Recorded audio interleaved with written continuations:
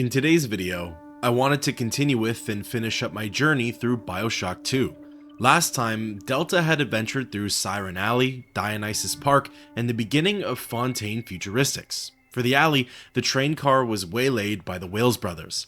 Father Simon Wales was the leader of the family church, and Daniel Wales was the head of the Pink Pearl brothel. In order to gain access to the next area, Delta had to find and defeat both brothers.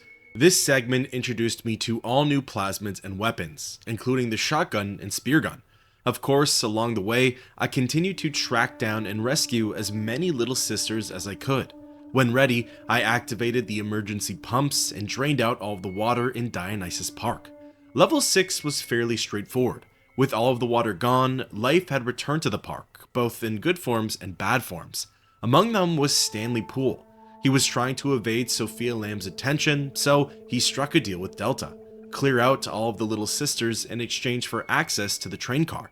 During this section, I got to learn more about Delta and Eleanor. For example, Stanley was the one who put her in the Little Sister program. Furthermore, Poole was the one who gave up Delta to Andrew Ryan, which ultimately turned him into a Big Daddy. By the end of Dionysus Park, I had a choice to make. Either let Stanley walk or strike him down right then and there. Then lastly, I had just begun my adventure into Fontaine Futuristics. This area was run by someone named Gil Alexander, although he now goes by Alexander the Great. While sane, Gil left audio recordings to help Delta along his journey. However, the spliced, crazed version of Alex is now working against him. The goal is to track down Gil and find out where Eleanor and Sophia Lamb are hiding. This is where the story continues. Grabbing a hold of the audio recording, it's as simple as Gil saying the password Agnes Day. This is used to gain access to the following areas of Fontaine Futuristics. Please see password to enter. Agnes Day. Access granted. Welcome, Gil Alexander. I heard that. My likeness is company property, Delta, just like you are. Don't make me strip you for parts, Millardo! Behind the security booth was the next checkpoint. This one would allow me access inside the station. It holds various items, a power to the people stand, and the controls to enter Gil's laboratory. There's just one problem though. Enter. I warned you. When you're down in the mountain, life's a pain. Weatherman says heavy rain. Little boost is all you need. Average Joe to Hercules. Stronger arm and sharper brain. That's why the future is Fontaine. Access denied. Please speak clearly. Automatic deactivation for 60 seconds. Oh, he's jamming the voice print lock with that awful crooning. See if you can find some way to sabotage his control of building security. Delta, you're dawdling. The security office is well above your pay grade. If you're so keen to help, the restrooms need a good scrub. Here's a clerk or two to help you along. Mr. Great opens up some of the nearby gates, and this creates a fairly large detour for the level. This is because, number one, I now have to figure out how to jam his machines, but also because I was exposed to this level's first Big Daddy. Of course, I figured I might as well take care of it right here and now, and just be done with the first gathering process. So, an interesting trade-off, I no longer encountered spider splicers. They were pretty much gone. In fact, small spoiler, but I don't recall running into them for the rest of the game. This helped greatly in the sense that defending the little sisters was now a little easier. However, the catch is that for whatever reason, even with the demanding father perk, they were gathering at him at incredibly slow rates. Maybe as the game goes on, the progress bar is purposefully slowed down, or maybe it's just all in my head. I'm not really sure. Also, Alpha Series Big Daddies are now in the enemy rotation. For now, they pick and choose their appearances, but as time goes on, they become more abundant than, say, the brute splicers. In any case, when the little sister was rescued, I found myself at the first signal relay. Don't you dare touch that signal relay, Delta. Its value is 10 times your own.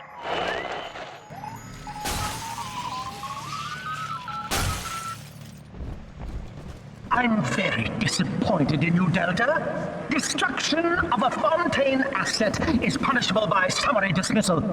Shall I simplify that for you? Fired! Fired! Fired! Destroying the relay angers Alexander. He sends security bots after me for the next 45 seconds. It's not really the trickiest matchup, but I suppose being attacked from all angles isn't the most fun either. Admittedly, I assumed I just had to destroy the one relay. I wasn't paying attention to the mission updates. I didn't realize that there were 4 of them in total. There was 1 more on the bottom floor and 2 on the top floor. While stumbling through the area, engaging with the security bots and big daddies, Crazy Gil makes comments about how he helped to design them and that Delta is working against his achievements. As mentioned previously, Alexander can be credited with inventing many of Rapture's atrocities, although, similar to Tenenbaum, Sane Gil does seem remorseful. Taking out relay number 2, I moved over to the next top floor chamber. Each new tyrant ventured here in search of conquest, Delta. Fontaine, Ryan, and now you. But every aspiring Caesar must learn to fear the knives of his fellows. Ask yourself, what does Sinclair stand to gain in guiding you here? I have thought a lot about Sinclair and his role in all of this. He said he had mutual interest in Fontaine Futuristics, but never elaborated further than that. There is a possibility that he'll turn on Delta, and the big reveal/twist is that he's a double agent or in a league of his own. But considering that was more or less the premise for the first game, I really didn't think that BioShock 2 would go down the same route. I guess that's something we'll see about though.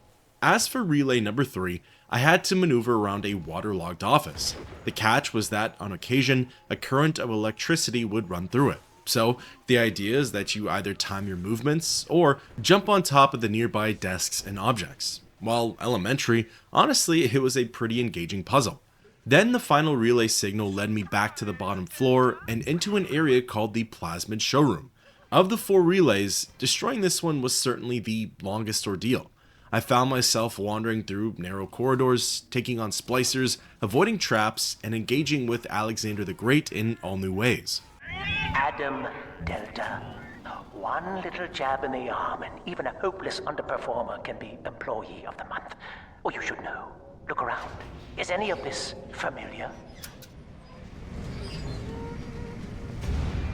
The Rapture consumer is indebted to you, my boy. We ironed kink after kink out of our domestic plasmid line on you right here. Well, let's see if you're staying competitive. Step on up and take the spotlight. Ladies and gentlemen, Fontaine Futuristics invites you to shed your skepticism, evolve your expectations, and dissolve your doubt as we unveil the revolutionary power of our home defense plasmid series. May I have a volunteer from the audience? Come now, don't be shy. How about you, sir? No, he's positively rigid. Yuma, at the back. Oh, come on down. Let's give it a hand, folks. It's here that Gil starts to throw splicers at Delta. They're Houdinis, and the whole point is that they put on a demonstration as to what plasmids can do. From my perspective, I wasn't really worried about looting them. I just wanted them gone as quickly as possible, and that could easily be achieved by freezing and then gunning them down. A round of applause, please, for Subject Delta and the power of plasmids.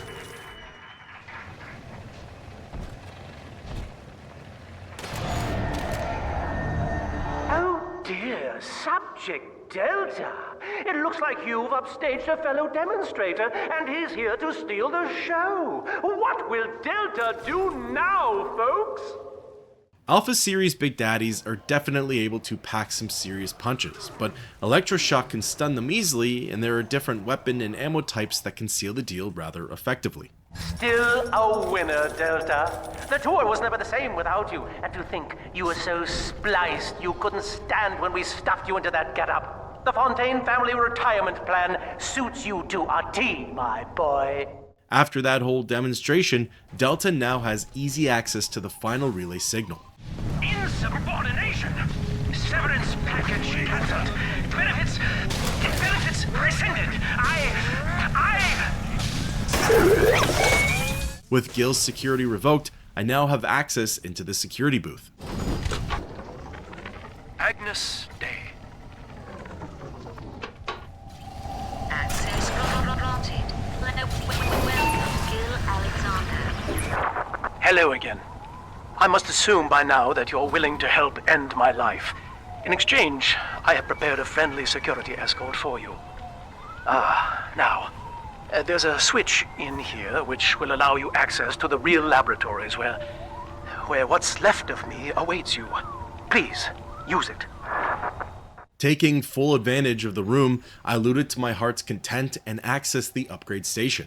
As promised, I maxed out the shotgun and gave it a quote Tesla effect. Essentially, if fired enough, the shotgun will deliver an electric shock to my target. It's pretty much the equivalent to the railgun's effect, where some kind of elemental damage is dealt. After wrapping up in the booth, I pressed the button and allowed for access into the plasmid laboratory. Standing in between it and Delta was a legion of enemies. Splicers and Big Daddies guarded it with their lives. That's usually how you know you're getting close to your destination. In order to get to the lab, I needed to go through an airlock. To me, this symbolized that after committing, there'd be no going back. Since that was likely the case, I really wanted to make sure that I wasn't missing out on another little sister or upgrade station. I felt like I had explored most of this area and didn't see much else, but better to be safe than sorry. Once I was sure that I hadn't missed anything of value, barring other collectibles of course, I stepped into the airlock and went down into the sea. I've said it before, and I'll say it again, these are always the most peaceful moments. Nothing but Delta and the water. They actually serve as a great time to relax and reset before the action picks up again. As I recall from my time doing business with the owners, that oxyfill station out there's just a front for a kinda hidden passage leading down below. If Lamb's hiding Eleanor from you, that's where she'll be. So I'll be needing access to the oxyfill station, but before getting that, I'll likely need some kind of key or passcode from none other than Alexander the Great. Heading on into the next airlock, I ended up wandering into a pitch black zone. This was the lab, but clearly it's long since been abandoned. Or rather, whatever's in here doesn't want to be seen / doesn't want others to see. I'm afraid the lights in here sting my eyes terribly now. Until you arrive to deal with me, they will remain off. Please, locate the breakers and flip them, and then return here to restore power. Honestly, I was 100% certain that the game was going to let off a nasty jump scare, or at the very least, enemies were going to crawl around in the dark and periodically surprise attack Delta. Interestingly though, that never ended up happening. While my mind says a missed opportunity, my heart says thank you for sparing it. As for those mains, I was mostly just stumbling through the lab, looking for the golden glow. No arrows or anything of the sort to guide me. It was actually neat thinking about how, in my current state, I had no perspective or grasp for what the lab looked like, nor what was awaiting me further in. All I could see was whatever was straight ahead of me, taking in the smaller picture one glance at a time. I knew that Gil was around here somewhere, and I knew that there were likely some other horrors and atrocities in and around the space. What I didn't know though is just how spliced and deformed Alexander had truly gotten. Sophia and I knew that to create the first true utopian would come at a high cost, my friend. We needed someone to be host to all that Adam, Rapture's finest minds, a willing subject, that is to say, myself.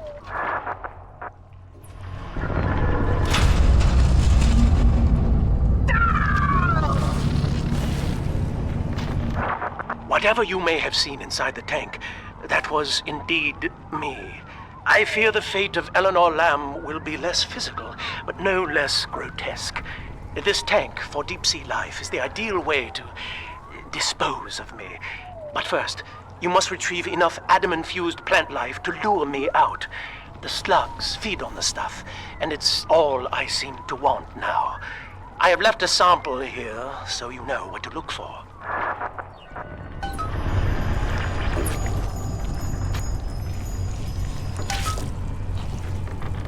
see you out there, Delta. You want to be top man? You want to sit in the big chair? Well, come and take it.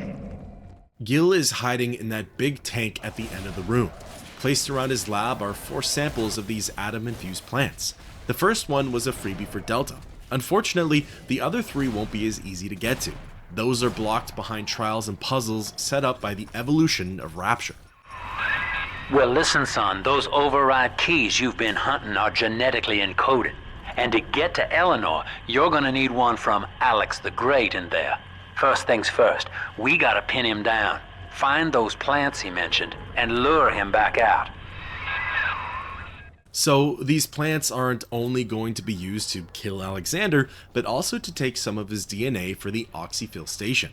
Following the arrow, it leads me into the pacification chamber first. For now, there are just a handful of splicers in the way. Among other items, I found an audio recording from Gil. It talks about the lasting effects of the Big Daddy's bond to the little sisters. He mentions the rage and coma that are bound to fall on Subject Delta sooner than later. We'll have to see how those play out as the game goes on. Collecting the second plant, Mr. Great launched a small surprise attack. We can't have you running around the laboratories in your condition. Setting off the irrigation system, 2 alphas entered the space, and it was sort of like a blind battle.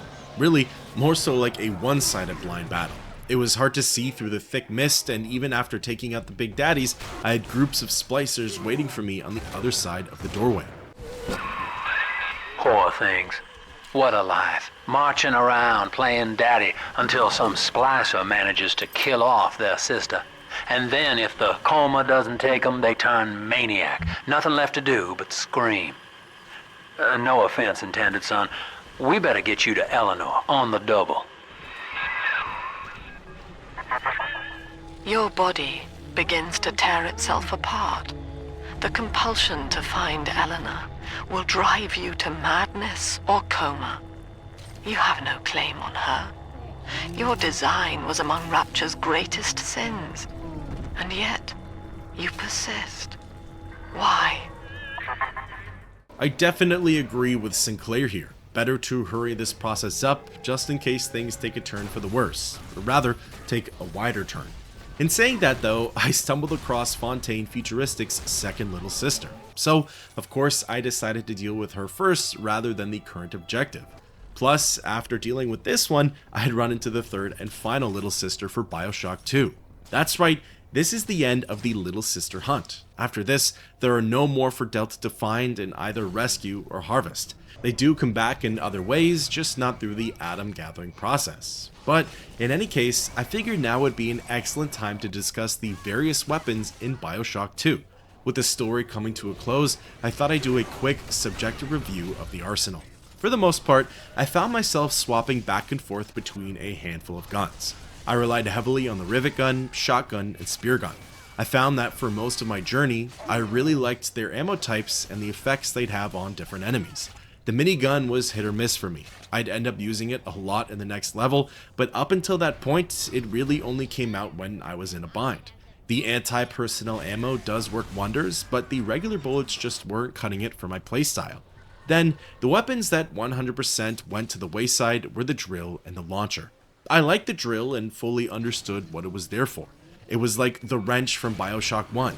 It could be used whenever and wherever you needed it, barring the fuel portion. I also knew that if paired with certain plasmids and tonics, it could become an unstoppable force. However, in BioShock, I prefer to mostly attack with ranged weapons. I don't think it's a great idea to always bring a knife to a firefight. So, ultimately, I just never really saw myself using the drill past the tutorial section. I got overwhelmed with all of the options, and this weapon landed at the bottom of the hierarchy for me. As for the launcher, I'd fire off frag grenades here and there. The theatrics were entertaining, and there were some special ammunitions that I never actually used, like proximity mines and heat-seeking missiles.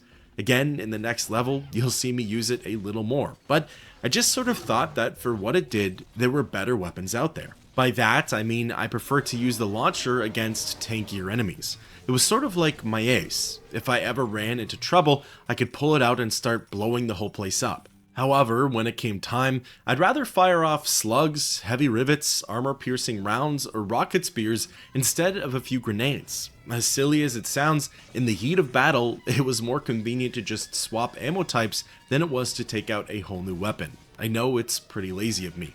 Honestly though, at a certain point, when that many weapons are presented to you, it becomes tricky to use them evenly. When that happens, I tend to favor certain approaches over others, and that's how some of the weapons go mostly unused. This is where they bound us together, Father. Playing God. You were the only good thing that Rapture ever gave me. Then lastly, for the weapons discussion, you have the hacker and research camera. Truly, I should have done more with the latter. As some viewers have pointed out, that's how you learn what makes certain enemies tick. This was my ticket for dealing with the spiders, brutes, and Houdinis in a more efficient way. Instead of complaining about the difficulty, I had the blueprints right there and chose to ignore them, so that one's on me. As for the remote hacker, the darts actually started to pile up. If you recall, I once said that it's better to use them when you actually needed them, and look at me now. I'm actively passing on automatic hack darts, the easiest tool out there to hack into literally anything. I think I was just too focused on conserving them that I hardly ever even use them. Again, it's all about finding that balance. You never know when they'll be a necessity, but at the same time they were meant to be used, so it's all about finding a way to toe the line. In any case, weapon review aside, as soon as the last corpse was harvested, I knew I was in for quite the time. The big sister fight was coming. Another foe I should have used the camera on, and I needed to get prepared. Luckily, I had gained access to the second and final upgrade station for Fontaine Futuristics. As promised, this upgrade would go to the spear gun. The last modification would be an acceleration to its rate of fire, as well as the spear's travel distance. In theory, this was like Rapture's sniper rifle. From long distances, it proved to be a deadly weapon. Unfortunately, for the upcoming big sister fight, everything would take place at close distances. So I'd have to pull out all the stops in order to beat her and put away the spear gun. Interestingly, I had just listened to an audio tape that talked a little bit about the creation of the big sisters. According to Gil, they're little sisters that have just grown up. I know it's going to sound dumb, but that would not have been my first guess. I assumed that they were Lamb's form of big daddies and were meant to replace them as protectors. As for who they were, well again, I just assumed they were women taken against their will, experimented on, and brainwashed into becoming these deadly guardians. In a way, that's not totally wrong, but not quite spot on either. Either way, when ready, I grabbed the third atom infused plant. She was not meant to have a father, Delta. She was to be an heir to my life's work. And this is where they changed her, bonding her to you. The child she was died in this room. Heading over to the Gatherer's Garden, I received my last gift from Eleanor and the sisters. Usually there's some kind of tonic in there, but not this time. It was a bunch of Adam, some cash, and some food. Technically, hits of Adam were going to become more and more sparse now. Without the guaranteed supply from the little sisters, I'd have to make every purchase count. Speaking of which, sooner than later, I'll give my review on tonics and plasmids. I feel like those are topics that I feel even stronger about than, say, the weapons. As for plant number 4, I was led back over to the battle site with the big sister and down into some kind of holding area. It looked as though this is where they put the big daddies who had just been turned or were awaiting transformation. Surprisingly, snagging the final plant was pretty easy. I didn't encounter any pushback until I had actually collected it. All right, sport, time to feed the fish. Head on back to Alexander's tank and put those plants in. Poor Gilbert. It was his will to die, Delta. To serve the majority by protecting them from his lunacy. Your entire journey here is based on your refusal to do the same.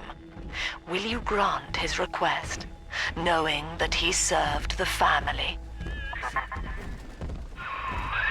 Rebirth, huh?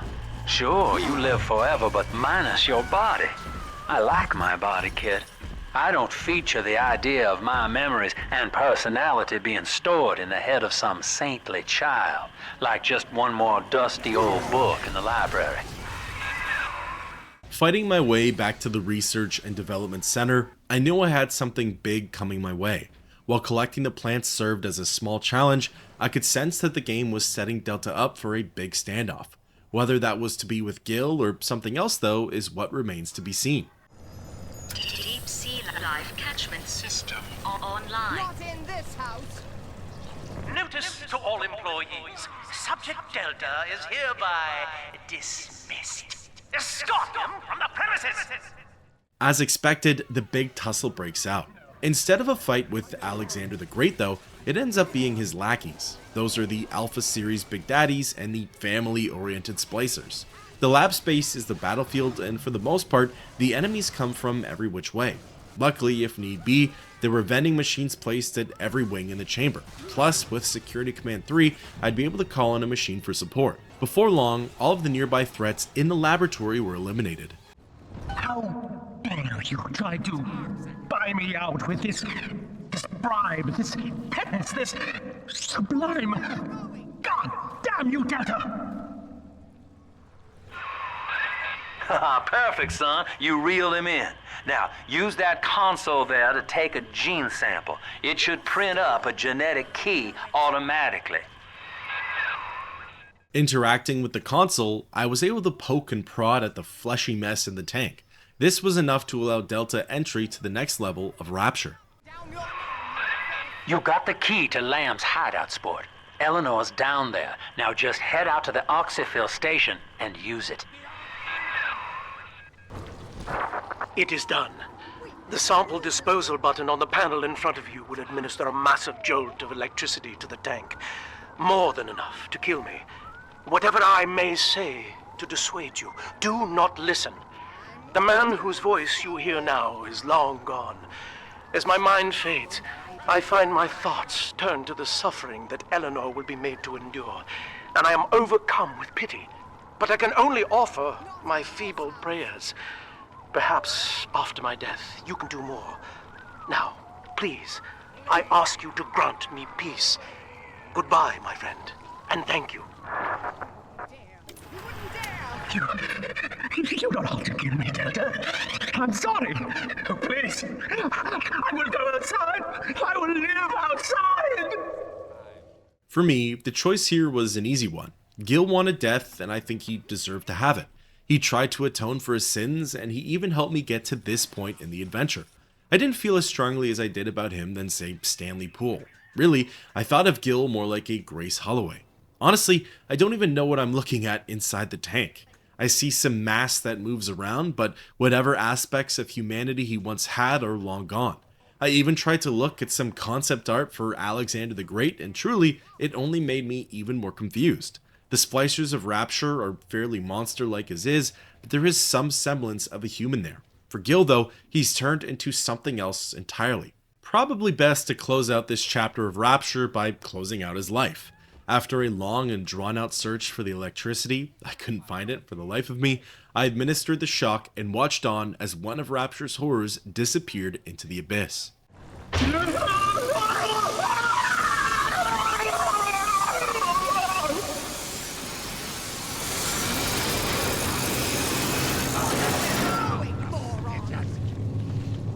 And that's it. There's nothing left for Delta in Fontaine Futuristics. The power to the people stations are all taken care of, Gil is dead, and the little sisters have all been rescued.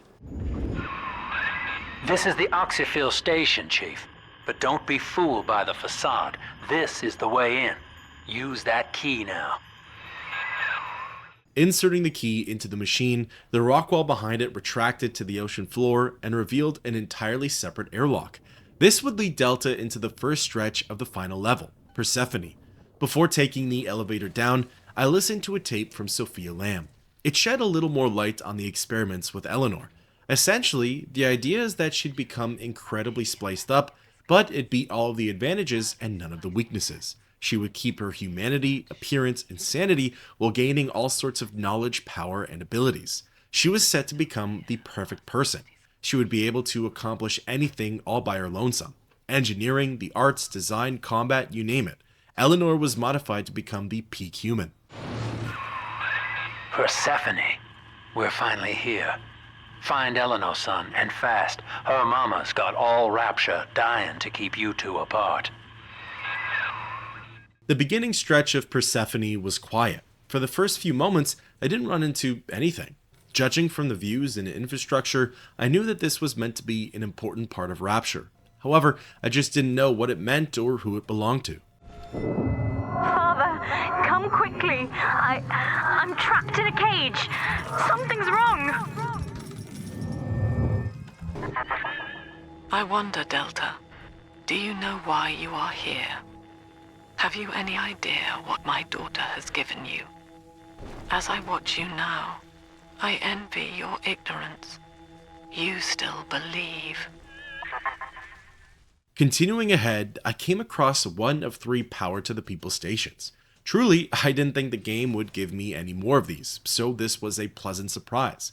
Unsure of what to upgrade next, I threw this modification into the minigun. With luck, this thing could become an unstoppable force with its next upgrade. As for the vending machines and the different types of currency, I decided to not hold back. Lately, I've been a little conservative with my spending, but if this was to be the home stretch of BioShock 2, I figured it's time to empty out my pockets wherever I got the chance. Interestingly, I did see a few vents in some of the medical rooms and thought, if that's the end of the Little Sisters, then what are these for? Well, with a little bit of patience, I'd soon find out. Eventually, I stumbled into a big open area. This had all the makings of a boss fight zone. Again, for now though, things were oddly quiet. Still no enemies. At the back, I could see the figure of someone laying down in a bed. Upon getting closer, it's revealed to be Eleanor. That's her, son, Eleanor Lamb. No matter what you might be feeling right now, this is business. Get that cage open. She's coming with us. Approaching her cell, I activated the quarantine room controls and waited for the doors to open. Warning. Quarantine seal disengaging. Please stand by. How will she remember us after this moment? I have placed my pieces on the board, as expected, as have you. Is this what she hoped for? Mother and father, locking eyes. Yet still we are blind. Goodbye, Subject Delta. And take heart, for you, at least, have escaped your legacy. And here comes the boom. 2 big sisters drop down from the ceiling and aggro onto Delta. I've fought one at a time before and had some trouble, but I've never been in a 2v1 with them. This should be interesting. First things first, I threw down Security Command 3. At the very least, I could get some passive damage in and maybe throw one of them off of my tail. Then I stuck to just focusing on one of them at a time. There was no point in spreading my attention as that would just drain my resources quicker. I guess I lucked out in that the security bot did its job well. Taking care of the first big sister took some time, but I was able to accomplish it without taking any heat from the second. When ready, I saddled up and took out the launcher. See, I told you it would make a comeback. Using the Dionysus Park method, I stun-locked it via electroshock and just kept tagging it with frag grenades. This would go on to work wonders as expected, and before I knew it, the big sister threat was over. Hurry now! Quarantine chamber's waiting on you! Get in there! This was it, the big moment. It was finally time to meet with Eleanor face to face after all these years.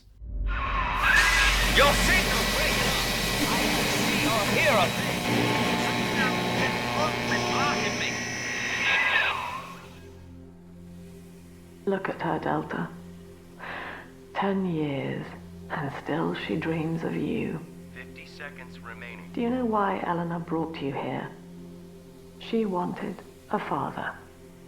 So she found a way to restore you in body and mind.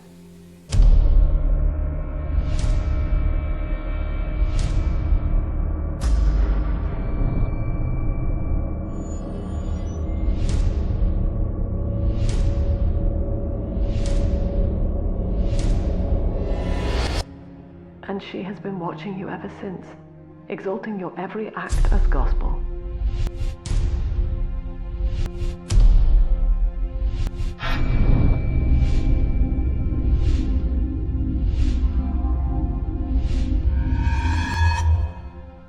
The girl lying on that bed is no longer my child, nor my life's work.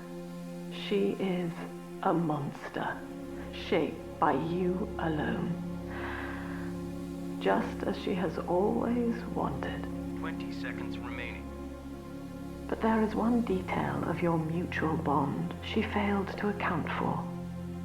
Your body was designed to lapse into a coma when her heart ceases to beat. Eleanor, forgive me.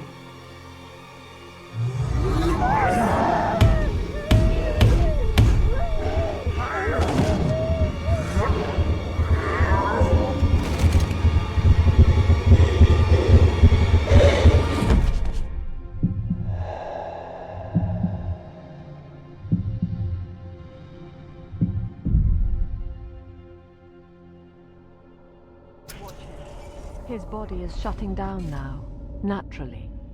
But if he dies of trauma, he will return elsewhere. Full restraints at all times. No one enters this room until he expires.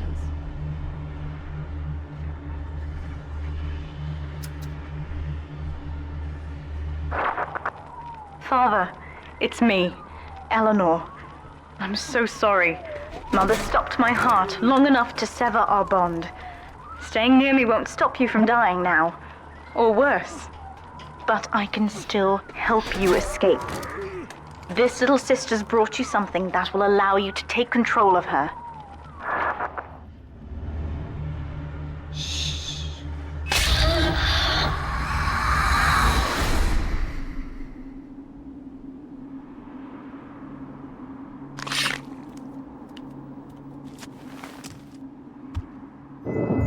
I know this feels a bit strange, Father, but now you can see through her eyes and tell her where to go. This is how I brought you back without Mother catching on. Now, first, let's get you out of here. Well, there's a lot to unpack there. Firstly, Sophia just did something she can't come back from. She tried to kill her own daughter. To me, this solidifies that she's gone off the deep end. At this rate, she'll stop at nothing to ensure that Delta and Eleanor don't get their way. Good. Now, inside Mother's office, there's a way to unlock these chambers she's holding us in. Find a way to slip in there. Next, I got to see a glimpse of Delta's resurrection. Through the help of the other little sisters and Delta's DNA, he was brought back via Vita Chamber. At first, I wasn't sure why those 10 years were unaccounted for, but now I get it. It literally took the little sisters 10 years to have him revived. The entire plan took a decade to carry out, and the beginning of the game is Delta's first moments being alive again. It was through the help of Tenenbaum and the little sisters that Delta had regained his free will. Although his body reacted otherwise, as again, being apart from Eleanor was causing his body to shut down. You're in. There should be a lever in here somewhere. Pull it, and it will unlock our cells. Attention!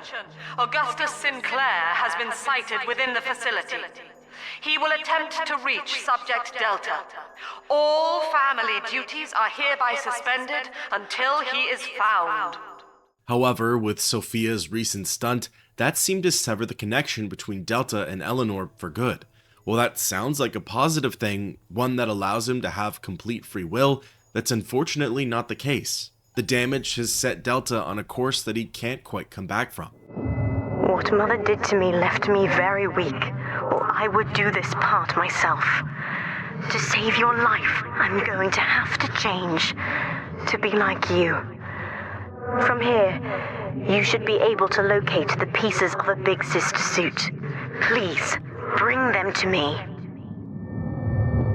And now that leads Delta here. I'm currently seeing the world through the eyes of a little sister.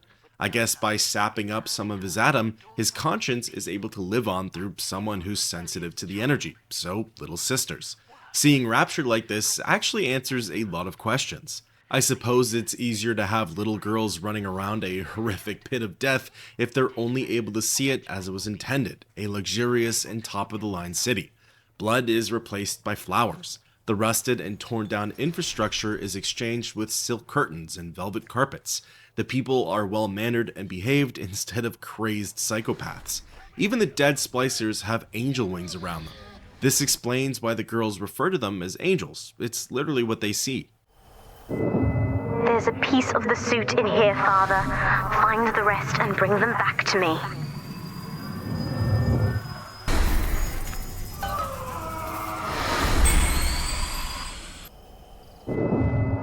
Years, Father, stuck in this fever dream. Mother kept me sedated in order to perfect my mind with Adam. To her, the ideal child is a genius, serving the common good without questioning it.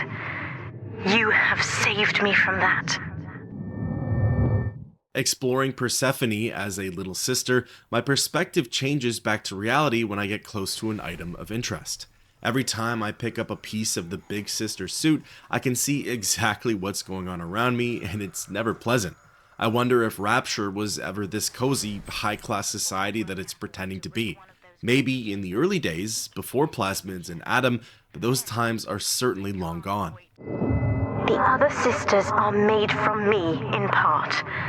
As they grow up in Rapture, I feel it all. When you were with the little ones, they trusted you as their father, because of me. Scattered throughout Persephone are a handful of corpses. By interacting with them, I'm able to drain the remainder of their Adam.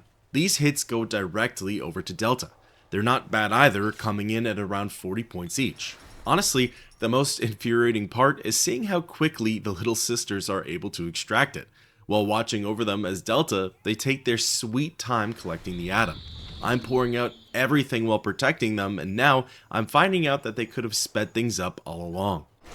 Mother was right about one thing. I have been watching you, Father, studying the way you have treated others, and now I know who I am. After collecting all 3 pieces of the big sister's suit, it's time to bring them over to Eleanor. I am free. After everything Mother has done to me, I am alive and sane enough to be curious about the sun. When you rescued my new sisters, I felt every one, and it gave me hope for the first time in years.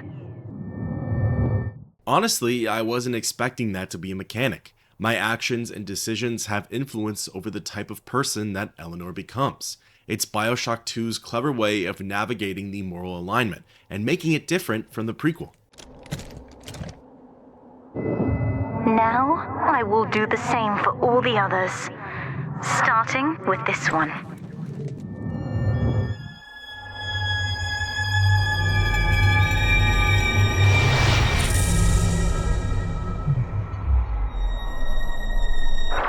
We have done it, Father. I'll be there soon.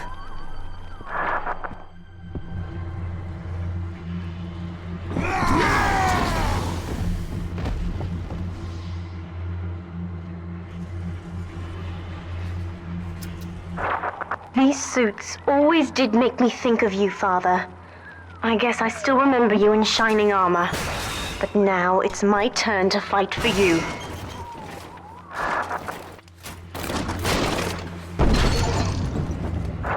Take this plasmid. You can use it to call me to your side in a fight. Taking it, summon Eleanor is pretty straightforward. It saps up a lot of Eve, but boy is it probably the most useful plasmid in the game. Eleanor shreds through enemies. She has access to a whole arsenal of her own plasmids, she can use powerful melee attacks, and just like the other big sisters, Eleanor can leap around the level, bounce off walls, and just show off that agility. Subject Delta, I know you can hear me. You have stolen my life's work, and with it, my only daughter. But Rapture is the house of monsters. The surface will not have us. And now, we shall be buried as a family, side by side. Oh God, she's going to drop this building into the trench. It's miles deep. We have to find Sinclair. The age-old failsafe. You turn my daughter against me and I'll destroy this building and put it in an ocean trench. Yeah, probably best to hurry along with this one then. The doorway leading to the next area looked definitive. In fact, it was. So I had to make sure that I had collected everything that I wanted/needed from Outer Persephone, as there was no coming back. Namely, these were upgrade stations, as I had to be sure that I wasn't missing any of them. Luckily, everything looked clear. Upstairs, Father, quickly. This is the final level of BioShock 2. Technically, Persephone as a whole could be considered that, but Inner Persephone is where everything comes to an end.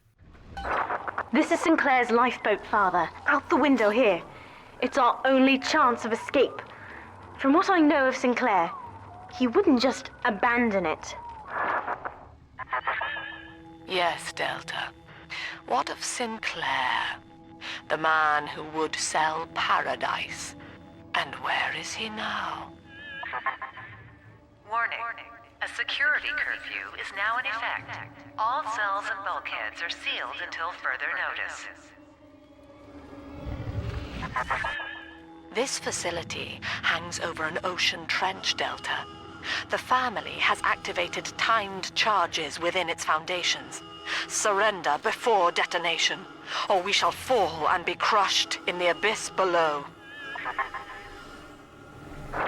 Mother has locked all of Persephone down, including the gangway leading to the lifeboat. We can reverse it from the holding wing if we hurry. Come on! This is the last stand for Delta, Eleanor, and by extension, Sinclair, although Augustus is currently in the wind. If you recall, while playing as the little sister, Sophia did say that Sinclair was attempting to reach Delta. Therefore, he's off the train car and somewhere in Persephone too, but who knows where. However, so far it does seem like his main reason for tagging along with Delta was so he could gain access to his escape boat. It looks like Sinclair wants off this ride as well. We have to get you out of Rapture, Father. It's the only way I can save you now. I mentioned it earlier, but Sophia severing the connection between Eleanor and Delta has done irreversible damage to the protagonist. Events have been set in motion that can't quite be undone in Rapture. He's a ticking time bomb, and sooner than later, he'll slip into another coma, or worse, become a brainwashed, zombified, angry Big Daddy. Don't you recognize Sinclair, Delta? Now he is what you should have been. One final Alpha series, ready to die for the family. As Persephone's former owner, he is the ideal man to put you back in your cage. Mother's controlling Sinclair, Father, and he's got the master key. Catch him! Kid, lamb's in my head. I can't help myself. I have to fight just to talk. Left me my goddamn tongue to torture the bomb codes out of me. She wants me to stop you leaving. I'm sorry. I kind of figured that there couldn't be happy endings all the way around. If Sinclair wasn't going to pull an Atlas on Delta, then I really didn't think he'd make it out of Rapture. While there's maybe a sliver of hope for Sinclair, things certainly sound dire on his end. He has the codes for leaving Persephone, but it sounds like Delta is going to have to pry them from his cold dead hands. Sophia Lamb has him trapped in that suit, and she's controlling his every movement. I really don't think that she'll let him go willingly. Eleanor, I know you can hear me. I am inside Sinclair's lifeboat now.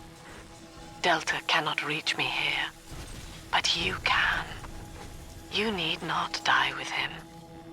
We shall return to the surface together, if you will only step inside and accept your duty. Remember, Eleanor, Mummy loves you. Ah, yes. Mother's testing me. One last game. Fortunately, by now, I'm the world's foremost expert at breaking her rules. I've made my choice, Father, and if needs be, I'll die for it. If Lamb is already on the boat, that could mean one of two things. Either there's going to be some epic showdown on said vessel, or that ship is never leaving Persephone. I guess we'll have to see what happens. Eventually, the crawl through the area leads Delta and Eleanor to a medium-sized chamber. On the floor above them is Sinclair, standing in a closed-off control room. Kid, I'm sorry. I've locked you in here. Lamb's making me dance on her goddamn strings. I can't stop. You're gonna have to break in here and put me down. Wish there was another way, but I'd rather die a man than live like this. God, he's right, Father. Mother's betting you'll die in here, or that I'll abandon you before the bombs detonate. We can't save Sinclair now. We need that key from him. Find the code to the watchtower, or work out a way to draw him out. You know, I didn't notice it while playing through the story, but I did while editing the video. The devs did some major foreshadowing for Sinclair's fate back in Fontaine Futuristics. They had already planted the seeds of his death. Son, I built this place and I did rent you out to those plasmid trials up at Fontaine. And now I'm paying for it. Wish I had time to make amends. Take the lifeboat, it's all yours. Just don't leave me like this. While conversing with Gil Alexander and listening to the tapes, Sinclair talks about his pity towards the Big Daddies. He mentions that he'd rather die as a free man than live like those enslaved monsters. The Alpha series have endured pain and suffering far beyond the coma and aggression that they were supposed to die with. What they've turned into is arguably worse than the Splicers. It's Sinclair's biggest fear, and soon it'll be his reality. I'd tell you the code to that keypad if I could. It's like Lamb's put walls up in my head, but the prisoners here might have walked out the number. Check the cells. Oh, please, hurry. It hurts to keep singing out without say-so. And I'm starting to forget the words. It was also revealed that Sinclair played a role in Delta becoming a Big Daddy. In my eyes, though, who didn't have a hand in souring Rapture and plunging it into corruption? If we were persecuting everyone for their past sins, I don't think anybody would be left standing down here. Because of his assistance up until this point, and him staying true to his word, I think I'd be more than willing to forgive Sinclair. Free will, Delta. Eleanor's gift to you. And with each decision, you twisted her into your own image. Sinclair has no such choice. Yet in its absence, he serves the world unerringly. He is now the better man. You got the code! Thank God, kid. Now, please, just make it quick. Apparently, there are a few ways to gain access to the control room. Among them are audio recordings, written messages, and even a secret passage leading inside. These take Delta all around the local cell blocks and in and around these separate chambers. It's funny, one of the first things I found on my hunt was said secret passage. I figured it'd probably lead to Sinclair, but because I wanted to explore a bit more, I just decided to leave it alone and look elsewhere for clues. When you do me in, kid, don't blame yourself. I won't be able to stop from trying to gun you down, but it helps to know that you'll stick it to Lamb after, and let young Eleanor see the sun. Gearing up for the big fight, I restocked on ammunition, supplies, even health. I did a small look for an upgrade station, but I couldn't find anything in the areas that I currently had access to. So, feeling as ready as I could be, I inputted the access code and faced down Sinclair. Like most other Big Daddies, he has his weaknesses. Electroshock worked wonders, and those armor-piercing rounds from the minigun were able to shred through his health. Worst case too, if need be, I could have always called in Eleanor for backup. So long, kid. Thank you. Sinclair is dead, Father. I'm so sorry. I don't know if you were close. When you're ready, take the key. Truly though, it's not the fight with Sinclair that's tough, it's what comes after it that tests Delta's mettle. At the back of the control room, I came across the first Power to the People station in Inner Persephone. Maximizing the minigun, I gave it the ricochet upgrade. This allowed for my bullets to bounce off their marks and potentially hit other nearby enemies. Definitely something that'll see its fair share of use. Now, Father, I'm afraid that ending the lockdown means releasing all the prisoners. So please, be ready before you use that key on the override switch. Like I said earlier, given that this was my last-ditch effort, no expenses were held back. Whenever I had cash to spend, I'd line up at those vending machines and throw all my money into whatever I needed. Often too, it'd just be whatever I could afford at the time. Override engaged. Ending security curfew. Sealing security office temporarily. Sinclair died a hero of the Rapture family, Delta. Was he a friend to you, or just a tool? Can you even grasp the difference? And Eleanor, you have chosen Subject Delta over your mother, your people, and the duty of your birth. So be it. You believe this craft will carry Delta to safety, like a spoilt child with a new toy. I have no choice but to take it away. Curfew lifted. All cell blocks open. All bulkhead seals released. Oh no. Mother's turned her attention to the lifeboat. We must go there, now! While searching through the prison blocks, I noticed there were some cells that were completely sealed away.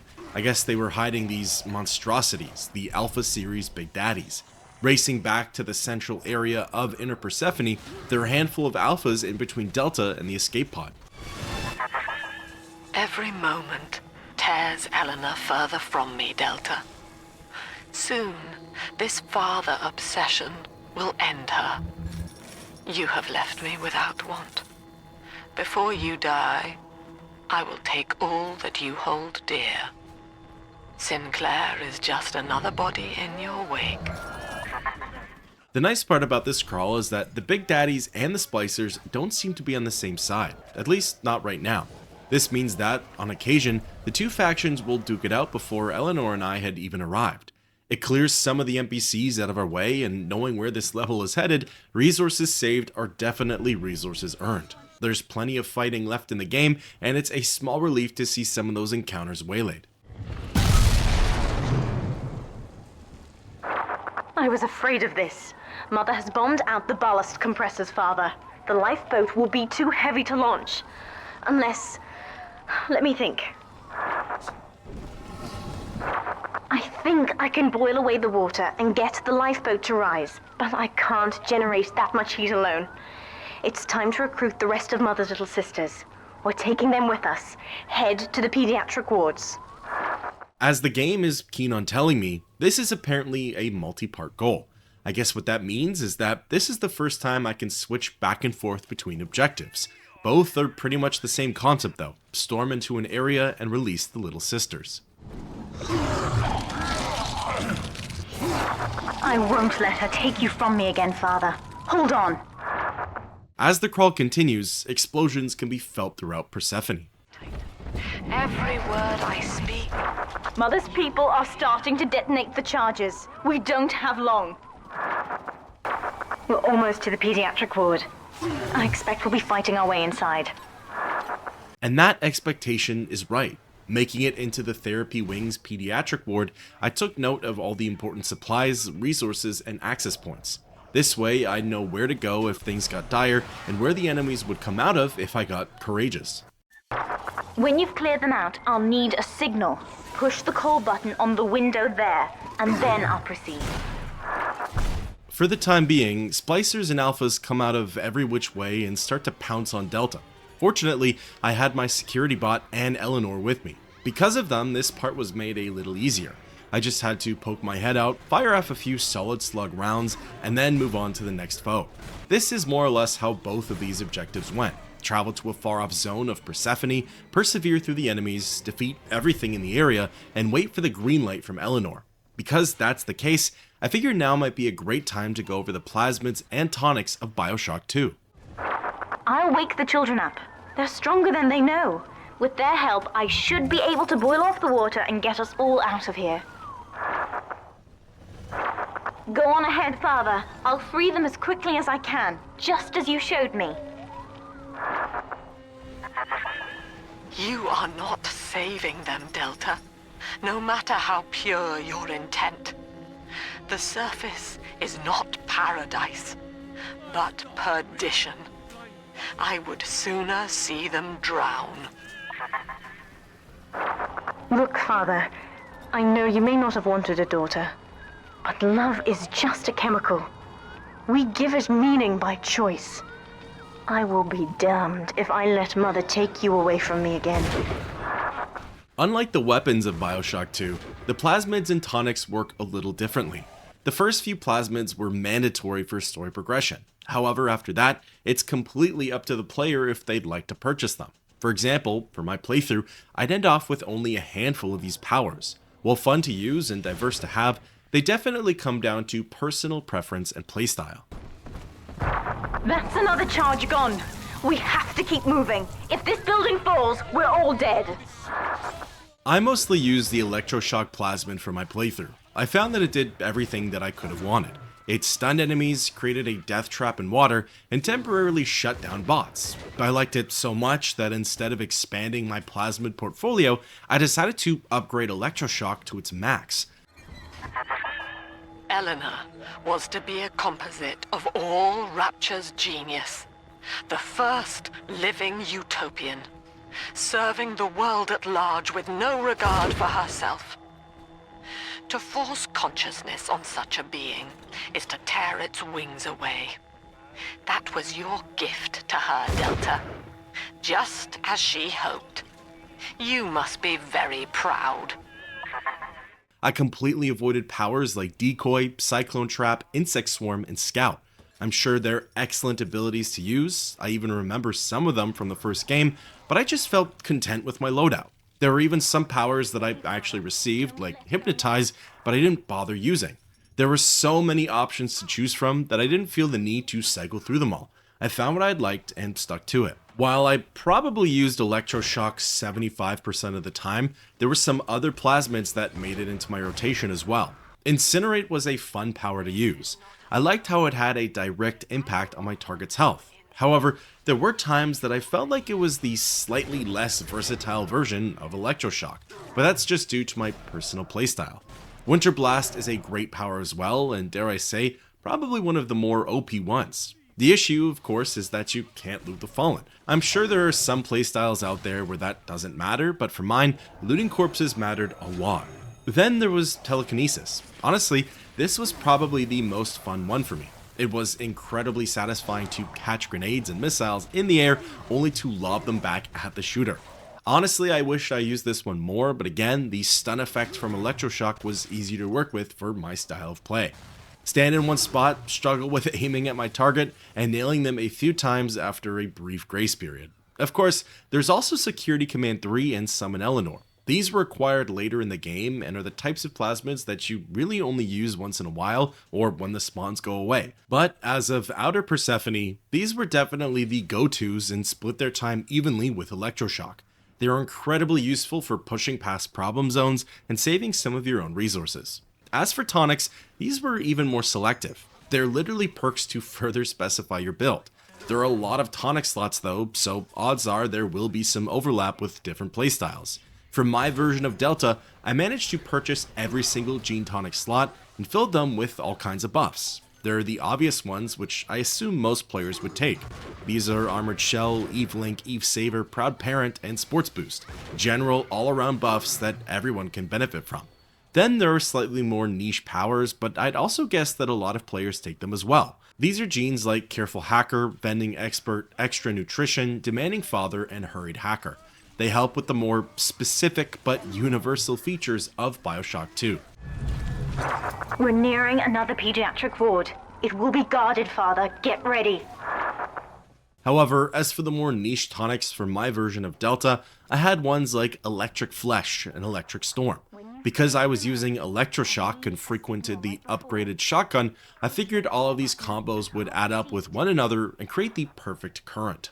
I also had tonics like Firestorm and Hardy Machines that sometimes would get used, the latter definitely more than the former. Then I had some tonics that were pretty much made obsolete, like Drill Power and Freezing Drill. Unfortunately, these went to the wayside because I wasn't really using that weapon. As for tonics I didn't touch, I had Handyman, Cure-All, Headhunter, and Security Evasion. I should have taken those though, as they heavily corresponded with my playstyle. Then there were tonics like Ice Storm, Booze Hound, Machine Buster, and Shorten Alarms, which to me were kind of meh. I didn't really need them. Again though, the beauty of the tonics is that they can greatly change how you play the game. All these different options can completely alter your approach and playthrough. For example, Drill Specialist grants great buffs to Delta's Plasmids and Drill, but has them restricted to mostly using the melee weapon. If you wanted to do a playthrough of BioShock 2 while only using this beginner weapon, there are some amazing ways to build around that. In the end, tonics and plasmids are even more subjective to the game than the weapons are. I think... Yes, we're ready for the ballast tank. I can boil off the water and get us out of here. We must return to the docking platform, Father, now. You granted Eleanor the will to choose. And now, like a plague, she spreads it to those innocents. To be self-aware is a curse, Delta. You are damning them.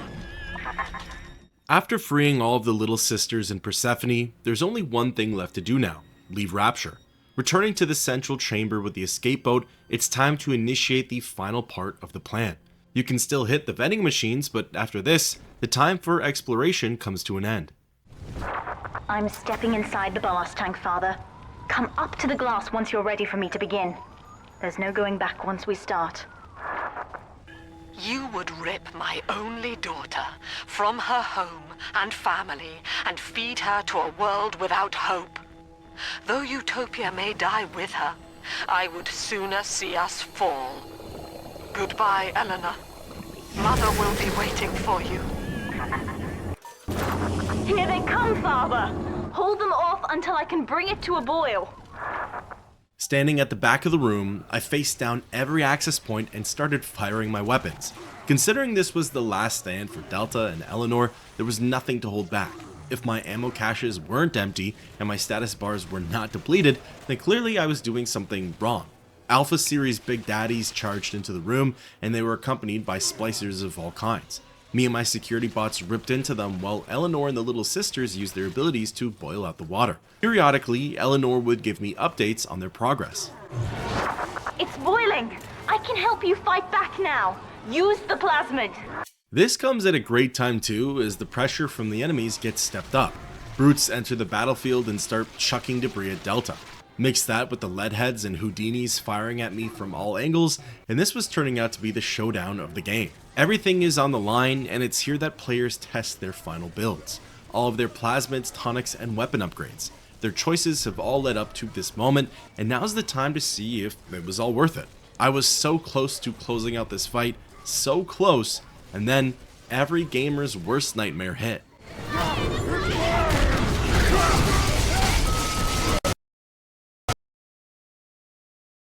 Loading my game back up, I was placed all the way back at the Sinclair fight, the last time I had saved the game. My fault for not saving frequently. Up until this point, the game had done a great job with those autosaves, but I just got too complacent. Unfortunately, the only thing I could do after this crash was run through it all again. That's just how it goes. Luckily though, with my head down and not really caring for anything but reaching that final moment, it didn't take me all that long to bull rush through the boss fight and pediatric wards. Before I knew it, Eleanor and the little sisters were back to boiling water, and I had 2 fresh saves in the tank. Just to be extra cautious, instead of bouncing around the battlefield and getting in everything's face, I decided to do some sharpshooting from the back. Besides, looting corpses wasn't going to do much for me now. In fact, if I was smart, I'd have used the Winter Blast Plasmid and paired it with the spear gun. That would have moved things along much quicker than my current double tap method. In any case, it didn't really matter, as again, Eleanor was overpowered and she shredded through just about anything that moved. I've done it, Father. The ballast water is gone. Release the docking mechanism. Running to the upper rafters, I let Eleanor execute the remaining splicers. Facing down the console, I released the docking clamp and got ready for our escape. The elevator to the lifeboat is flooded, Father. We have to equalize the pressure in here or the door won't open. Destroy those glass tubes to flood the room. This part was fairly straightforward. Taking out my shotgun, I started blasting the nearby tubes until they had completely shattered. This was enough to flood inner Persephone and kill everything in the area. We've done it, Father. We're launching. Get to the elevator. I've played enough video games in my time to know that nothing ever ends this simply. Whenever there's a light at the end of the tunnel, there's always going to be something that blocks out the sun. The bombs, Father! We're falling! Run!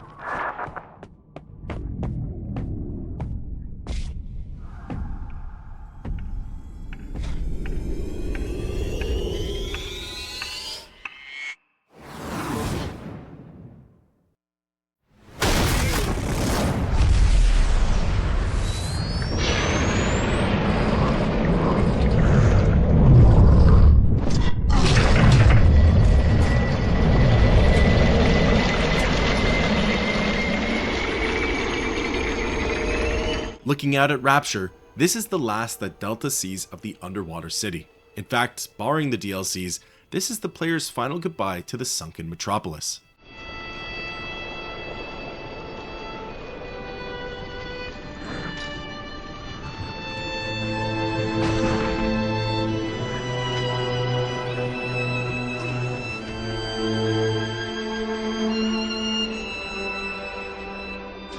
And then, Father, the rapture dream was over. You taught me that evil is just a word. Under the skin, it's simple pain. For you, mercy was victory. You sacrificed, you endured, and when given the chance, you forgave. Always. Mother believed this world was irredeemable, but she was wrong, Father. We are Utopia, you and I, and in forgiving, we left the door open for her.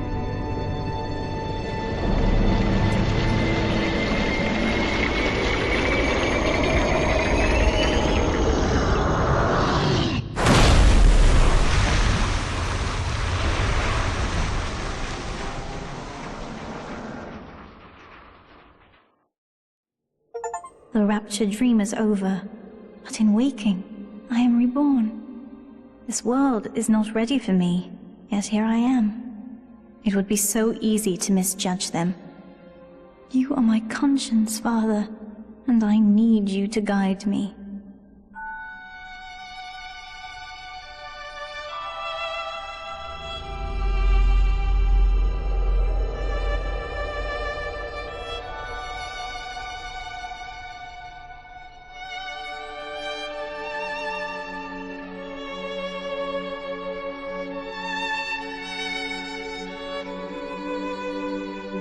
You will always be with me now, Father.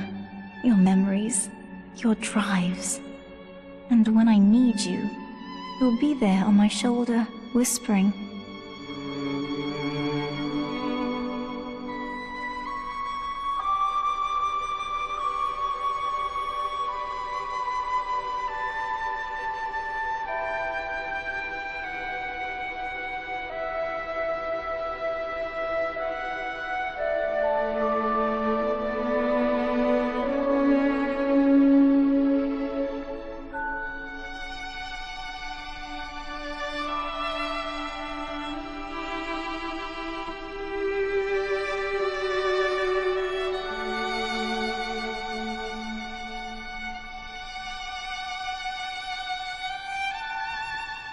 If Utopia is not a place, but a people, then we must choose carefully, for the world is about to change.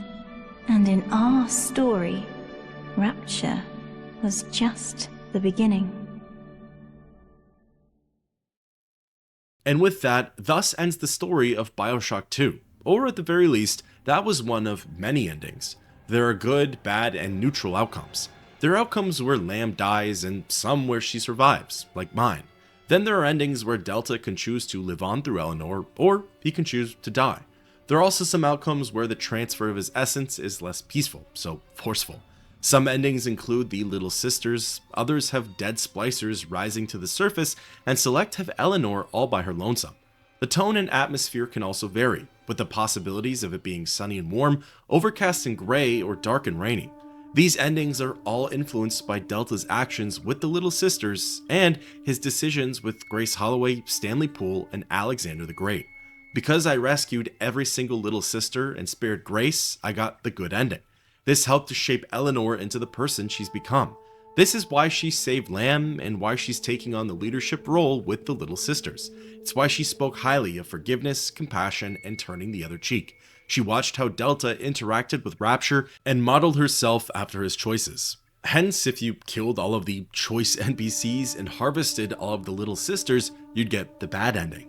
Then, in between those two, you have the neutral endings, the sacrifice ending, or the survival ending. Again, it all comes down to how you play the game, but in the end, there's never really an outcome where Delta's body survives. Sure, maybe Eleanor takes his consciousness, but as he was, Subject Delta / Johnny Topside, he's gone. All in all, I enjoyed BioShock 2.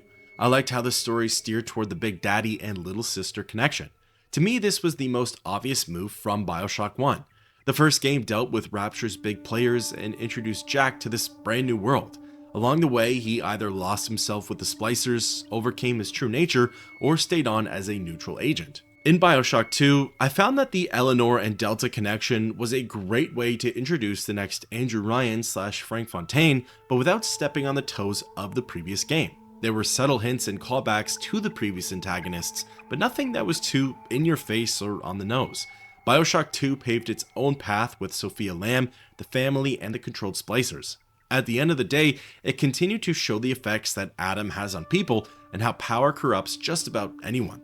I will say, I feel like my adventure through Rapture was a lot shorter this time round. That's likely my fault, as I didn't stick around for any of the extras, but still, according to a quick search, the game is the same length as the first installment. It probably just feels shorter because there's no grand conclusion halfway through that completely switches the game into something else. Also, maybe it's just me, but there wasn't as much horror in BioShock 2. Honestly, I loved the horror aspect of the first game, and that's one of the reasons I was drawn to this franchise. I think showing how people got corrupted, the lengths they'll go to for Adam, and what's become of Rapture were excellent ways of getting the player hooked onto the game. I suppose because those were already done in the first installment, there wasn't much point in implementing them for this sequel. But I would have liked to have seen horror done in other ways. The game did an okay job with Alexander the Great, as well as creating that unsettling feeling in some of the other levels. However, I feel as though they could have done more to recreate those feelings that were conveyed in the first game. The reason that I fell in love with the BioShock series. Beyond that though, tons of fun, plenty of ways to customize a playthrough, excellent storytelling, and lots to explore and discover with each level. I wouldn't say I like BioShock 2 more than BioShock 1, but it's right there for me. I'd recommend this game to anyone who wants a good action-adventure shooter with a tight, consolidated story. Thank you everyone for coming along this journey with me. I'd love to hear your thoughts on BioShock 2 down below, and until next time, keep on adventuring.